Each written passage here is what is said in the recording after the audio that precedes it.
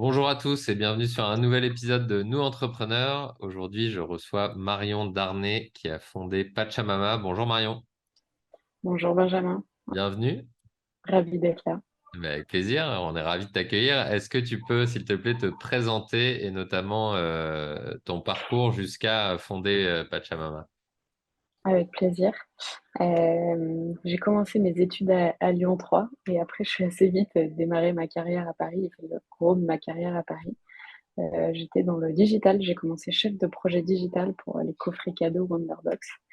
Donc vraiment un métier à la croisée du business, de la tech et du design, avec plein de nouvelles pratiques qui arrivaient des États-Unis. Et c'est comme ça que j'ai basculé sur un nouveau métier qui s'appelle le métier de product manager, qui est assez récent dans les startups, qui est arrivé des États-Unis et qui a ouais, une vingtaine d'années max, on va dire ouais, 10-15 ans que ça a bien pris ici. Donc, j'ai fait ce métier dans des startups qui grossissent assez vite, qui sont VC funded, comme on dit, portées par euh, des investisseurs. Et c'est là où j'ai connu des startups internationales, où j'ai managé mes premières équipes avec un boss aux US et la création de bureaux un peu partout dans le monde. Donc j'ai vécu plusieurs jobs de product manager jusqu'à head of product, avoir une petite équipe produit aussi, sur des SaaS B2B plutôt, et sur des logiques de marketplace aussi, puisque ma dernière expérience à Paris, c'était chez Privatiseur, qui est une marketplace dans l'événementiel qui met en relation des gens qui veulent organiser des événements et d'autres qui accueillent des événements, Ok. avec une logique de SaaS toujours un peu derrière. Donc moi, j'ai toujours été passionnée par les startups et le côté un peu disruptif, essayer d'amener quelque chose qui marche bien dans un secteur et de l'apporter dans un autre pour révolutionner un business model ou révolutionner des usages. C'est vraiment ça qui m'a porté. J'ai toujours été un peu généraliste, on va dire, parce que c'est un métier où on est à la croisée de tout. Et à mes 30 ans, je suis arrivée à Lyon. Je suis revenue un peu aux sources. Et vu que ce métier avait beaucoup évolué, le métier du produit, mais pas tant sur le sujet des carrières, c'est comme ça que j'en suis venue à monter Pachamama. J'avais toujours eu un peu ce côté entrepreneurial en moi. Il y a beaucoup de choses à faire sur les carrières produits, parce qu'il y a plein de nouveaux métiers qui se sont créés.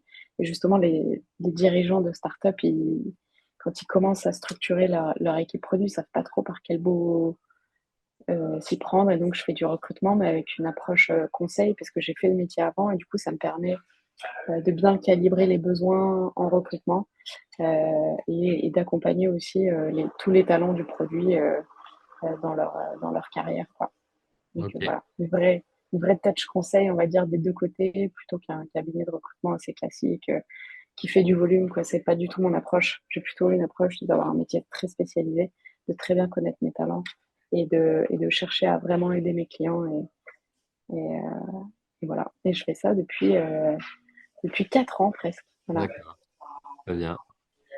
Et alors, tu dis que tu as toujours eu, quand tu l'as dit, une envie d'entreprendre. Est-ce que tu peux Ouais. nous en dire un petit peu plus? Ça vient d'où? Bah, ça vient de mes parents, même s'ils étaient pas du tout dans les startups et dans le digital et qu'ils comprennent toujours pas ce que je fais. Ma maman est prof de danse en Auvergne et elle a un énorme centre de danse. Elle a toujours été passionnée en fait par son travail. Son travail, ça a toujours été la passion. Et elle a toujours mis ses clients au cœur de ce qu'elle fait et l'expérience client au cœur de ses préoccupations. Et ça m'a beaucoup inspirée. Et mon beau-père était dans le retail, il avait plusieurs magasins, donc pareil, un peu toujours ce côté, ils étaient pas trop à la maison, ils étaient hyper occupés, mais je sais pas, j'ai toujours baigné là-dedans, ouais. Ok. Je savais que ça me gratterait un jour et du coup, depuis que je suis passée de l'autre côté, j'adore la liberté que ça procure, quoi. Ok, génial. Et alors, qu'est-ce que tu proposes à travers Pachamama? À qui? Donc, je comprends que c'est dans l'univers des startups, etc. Est-ce que Mm. tu peux nous dire Ouais. plus précisément, du coup, ouais, à qui ça s'adresse et quelle est ton unicité? Ouais. Et ben, effectivement, la plupart, le cœur de mes clients, on va dire, c'est des startups qui commencent à lever des fonds, donc soit autour du seed ou juste avant ou juste après la série A. Donc la plupart de mes clients sont à Paris, malheureusement. J'ai de plus en plus de clients à Lyon. Je pense à des startups ou des PME comme le NIP scolaire, comme HomeServe, qui fait un très très gros boulot de transformation digitale au sein de son entreprise, qui est une super réussite lyonnaise et qu'on accompagne dans la transformation digitale. Donc soit des startups qui connaissent très bien le digital et qui veulent se structurer, soit les entreprises en transformation et qui ont besoin de nouvelles ressources et de nouvelles compétences en interne pour opérer cette transformation. Du coup, je suis capable de leur trouver des gens soit en CDI, soit en freelance, justement en fonction des besoins, quoi. Et justement, je prends pas juste un brief de recrutement en général. Par exemple, parfois, on vient me voir pour recruter un ou une head of product. Et plutôt que de recruter bêtement quelqu'un, moi, je vais poser des questions pour voir si c'est vraiment le bon moment pour eux, si c'est pertinent pour eux. Parfois, je leur propose un coach plutôt pour faire monter des gens en interne, en compétences. Et c'est une approche qui est géniale parce que ouais, je me rémunère en faisant du recrutement, mais avec une approche conseil qui fait que le bouche à oreille, il fonctionne très bien parce que je suis vraiment sur un niveau de qualité dans euh, dans les matchings que je peux faire. Moi, je me vois un peu comme un matchmaker, hein, si tu veux. Un peu comme les applis de rencontre, je fais ça, mais dans le monde du travail et sur des métiers assez précis. Et donc, je me suis étendue sur aussi des métiers de la tech et de la data. Et on parlait de mon modèle. Moi, j'ai vraiment le modèle solopreneur où je suis toute seule, mais j'ai un chiffre d'affaires bien supérieur à ce que font la plupart des freelances parce que j'ai un collectif, moi, de recruteurs. Et donc, avec beaucoup de systèmes d'apport d'affaires et j'ai jamais autant travaillé en équipe que depuis que j'ai ce modèle-là, quoi. Voilà. Top. Alors, concrètement, donc les personnes qui viennent te voir, tu soit des startups, soit des personnes qui veulent se transformer, et, notamment d'un point de Ouais, vue digital. ouais, Le point d'entrée, en général, peut-être que pour les startups, c'est assez clair, mais pour ouais, des entreprises plus classiques, qu'est-ce que c'est le point ouais. d'entrée en général? C'est un besoin de recrutement. C'est Ouais, euh, c'est des budgets ouais, et des besoins de recrutement. Typiquement, en ce moment, on discute pas mal avec Keolis et avec le CTO, donc le Chief Technical Officer de Keolis, pour l'aider sur des besoins de postes assez techniques qui tournent autour du cœur du produit chez eux. Euh, donc, ça peut être des sysadmins, des chefs de projet, des product owners, tous les métiers de la tech, quoi. Mais en général, le point de départ, c'est des besoins en recrutement. ok, très bien. Comment est-ce que tu vois ton activité évoluer sur les, je sais pas, 5 prochaines années? Mm, très bonne question. Soit je continue ce modèle solopreneur où je suis toute seule avec tout un écosystème, parce que finalement, c'est ça que j'ai créé, tant du côté des talents que je suis depuis plusieurs années, que ce soit à Paris, à Lyon ou dans d'autres villes. Et je l'optimise. Moi, je suis beaucoup dans l'amélioration continue. C'est ça qu'on nous apprend à faire dans le produit. Du coup, je suis persuadée que de améliorer tous les petits détails, moi, je suis assez rigoureuse et du coup, c'est hyper important pour moi que quand un prospect vient nous voir, je peux lui proposer un créneau dès le lendemain matin pour parler et que quand il vient nous voir avec un besoin de recrutement, selon la complexité des métiers, mais parfois en 48 heures, on arrive à proposer des premiers candidats. Ok, En une semaine, on y arrive. Et donc, de continuer d'optimiser les process pour arriver encore plus loin dans l'expérience à proposer, quoi. Euh, et la deuxième option, c'est de m'associer avec quelqu'un et d'en faire une entreprise, un peu le point de bascule dont on discutait tous les deux un peu plus tôt, ouais, de passer pas seulement créer un job, mais créer une entreprise. Donc voilà, je discute avec des gens, je prends mon temps. J'ai déjà testé l'association et j'ai raté. ouais. Tout ce que- Donc si j'y vais, ce sera, voilà, je vais prendre mon temps pour trouver la bonne personne et qui le faire, quoi. Voilà. Top. Tiens, j'en profite pour mettre en avant quelqu'un que j'ai pas encore rencontré, mais qui est à Lyon, qui s'appelle Guilhem Berthollet et qui a fait un Super. super quiz sur l'association, un super questionnaire. Oui, Quoi je l'ai faire vu, avant de s'associer et absolument. moi je l'ai Il est utilisé en toujours l'occurrence. d'actualité. C'est top. Ouais. C'est Voilà. ça.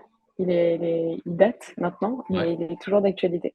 c'est ça. Ouais, Et la façon dont je l'utilise ou je le fais utiliser à mes clients, c'est de rajouter les questions qu'ils veulent rajouter avant, puis après c'est le process qui mm, est écrit. Chacun le remplit de son côté, tu te fais une bonne bouffe et puis tu ouais, discutes des complètement, questions que tu as mises à l'écrit et non pas juste à ouais, l'oral. Et je trouve que c'est un process complètement, qui formalise un peu aussi et qui montre bien qu'on est dans un process complètement, important pour les deux, etc. ouais, Ça m'est complètement. déjà arrivé Bah, d'avoir je quelqu'un l'avais, qui ne voulait pas le remplir, c'est un bon indicateur. c'est un très bon indicateur. Ça fait gagner du Mais temps. tu vois, je l'avais rempli la première fois, mais avec le recul, je pense qu'on avait dû esquiver une ou deux questions auxquelles on ne savait pas répondre, ou, tu vois. Très bien. Voilà. Mais Euh, oui, oui. ouais.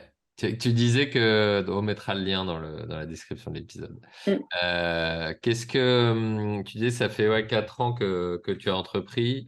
Tu mm. avais peut-être des croyances ou des a priori sur ta vie en tant que dirigeante de ta boîte avant d'entreprendre. Qu'est-ce que tu peux nous en dire entre ce que tu pensais, la réalité, la différence? Très bonne question. En fait, vu que j'avais des parents entrepreneurs, je crois que je voyais déjà assez bien la réalité du fait d'avoir euh, une zone de flou entre la vie perso et la vie pro, Ouais, mais qui est encore plus exacerbée peut-être que ce que j'aurais pensé peut-être. Euh, et la bonne surprise, ça a été euh, le moment où, ouais, la bonne surprise, c'est quand ça marche bien, en fait, on n'a pas l'impression de travailler, quoi. C'est ouais, surtout ça. Et c'est ce qui m'arrive depuis quelques mois. Et le fait d'avoir atteint un peu cette zone-là, c'est assez incroyable. On se sent assez puissant, je trouve. Et dans l'énergie qu'on dégage, autant auprès de ses partenaires que de ses clients, je trouve que c'est assez magique, ça, ce sentiment-là. Et je le découvre à peine et ça me donne envie de cultiver tout ce que je peux pour le garder, quoi. Voilà. excellent. Top, top. Et quel est ton apprentissage principal, si tu pouvais en sortir un de ces 4 dernières années? Ah bah, ce qu'on lit dans les livres ou dans les articles excellents de Guillaume Berthollet, c'est vrai. Mon association précédente n'a pas fonctionné parce qu'on n'était pas alignés sur la vision. Et, euh, et, euh, et ça, c'est quelque chose qu'on sait et qu'on nous dit. Mais en fait, tant qu'on l'a pas vécu, je pense que c'est bien aussi de faire des erreurs. Et du coup, là, je suis beaucoup plus aussi euh, sereine et convaincue justement du projet que j'ai envie de créer pour la suite. Et donc, moi, j'ai choisi de prendre mon temps. C'est pour ça que j'aime bien aussi ce modèle solopreneur, c'est que on passe vraiment par toutes les étapes, on découvre tout. Et maintenant, je me sens beaucoup plus expérimentée sur tout un tas d'aspects des choses qu'on découvre quand on est dirigeant, des choses d'admin, de juridique, de la compta, des employés, de gestion des partenaires, potentiellement des salariés pour certains, pour aller vraiment aller sur. C'est assez réconfortant, je trouve, de mieux gérer ces aspects-là, parce que du coup, après, on peut vraiment se concentrer sur la création de valeur, quoi. Vu qu'on sait comment tout le reste va se dérouler. Et du coup, être solopreneur, pour moi, c'était un peu tout découvrir, découvrir ce monde-là. Donc, si c'est à refaire, franchement, je le referais. Excellent. Excellent. Bah, ça anticipe un peu sur la question que j'allais te poser après, qui était qu'est-ce que tu glisserais à l'oreille de Marion il y a 4 ans ou plus avant qu'elle se lance? Tu y as déjà un peu répondu, mais tu Mm. as ajouté quelque chose. Ouais, de encore plus s'écouter. Je pense qu'il y a des choix que j'ai pas osé faire, que j'aurais aimé faire plus tôt, peut-être. Et s'écouter, écouter un peu son soi profond, ça va être un peu. Euh, ouais, je pense que c'est important. Je pense que c'est important et que ça se ressent plus qu'on ne le croit sur l'extérieur, voilà, sur les clients, sur les partenaires et du coup sur son business.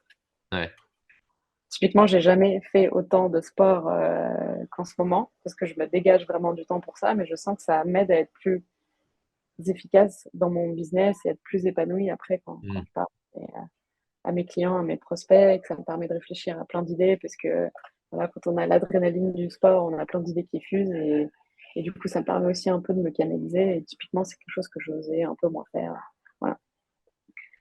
Ah, c'est top J'ai parce que pris mon vendredi c'est off souvent demain. un sujet de prendre soin de soi, que ce soit de s'écouter et ou le côté sport, santé, etc., qui est Ouais, sacrifié par de nombreux entrepreneurs. Et donc, complètement.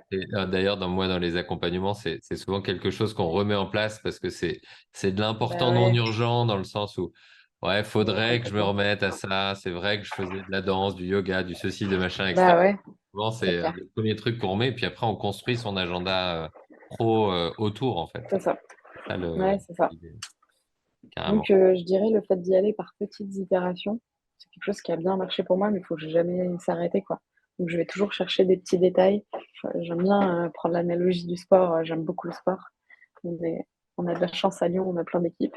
Et du coup, voilà, d'aller chercher chaque petit détail pour être meilleur, tant dans mon job, tant pour mes clients, tant pour mes partenaires que pour moi, ma vie perso. Ouais, c'est quelque chose que je trouve assez passionnant aussi dans ce qu'on fait. Et donc, du coup, on a un terrain de jeu en tant qu'entrepreneur qui est génial pour ça. Ouais, carrément.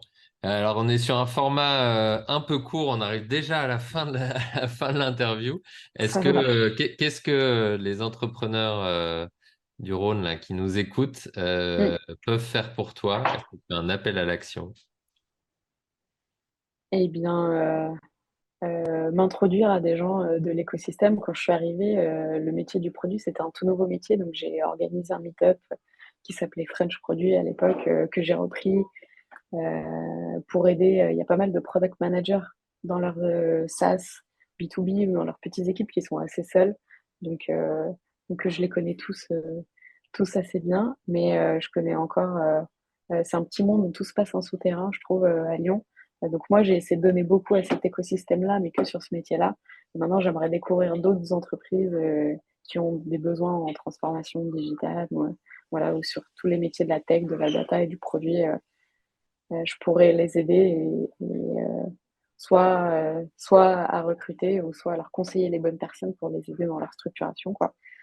Donc des bonnes introductions de qualité, ça aide toujours énormément. Moi, dans ce que je fais, c'est ce qui m'aide le plus, quoi. Je fais un métier de réseau, donc et du coup, je suis assez généreuse dans ce que je donne aux gens et on le récupère toujours d'une manière ou d'une autre et c'est aussi pour ça que j'adore mon métier, quoi. Top, top. Bah écoute, c'est Voilà, aussi l'objectif des séries qu'on fait, notamment parce que chacun peut se contacter derrière à travers les interviews. Donc je t'invite à regarder les interviews qu'on a génial. faites et puis à les contacter. Tout le monde est tous ceux qui ont participé sont dans cet esprit justement de Ok, faire bah connaissance. partage. Et puis on va bientôt lancer les Afterwork Nous Entrepreneurs. Donc c'est parfait. Très bien. À l'occasion de plein de rencontres. Merci beaucoup Marion d'avoir Génial. répondu Merci à pour mes questions. l'invitation. À bientôt. Merci Benjamin.